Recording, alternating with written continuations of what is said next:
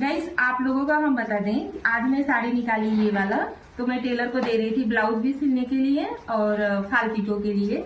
तो वही मम्मी बोलने लगी कि टेलर को क्या दोगी, लाओ मैं कर देती हूँ। मम्मी का अच्छा पीको का ही ले तू अच्छे से। खूब बढ़िया। हाँ जवन हम कैले तो दर्जी तोहारा तू न कई पड़ू। हाँ हाँ पहले में हाँ, पेटीकोट रहे बड़ रहे तो हम पछे अपने हाथे बना लेते रहे। हाँ। ब्लाउज को बाही बड़ी रहत रहे तो अपने हाथे बना लेते रहे। अब फैशन मनइन के चाहे जवन कहे जच्ची होता तो टेलर के लगे पहुंच जाता। हाँ हाँ तो पहले ना तो ना बहनी। मम्मी वैसे तो हमहू के करे ही आवत है, ऐसा नहीं नहीं होते, लेकिन हम काम का दे देवे तो समय बचत हो जाए, अपन झट से कह के दे दे। कह दे अपने हाथे के सहूर अपने हाथे करे चाहे। आप लोग भी सुन लो गाइस, ऐसा करना चाहिए, समय का नहीं मतलब ये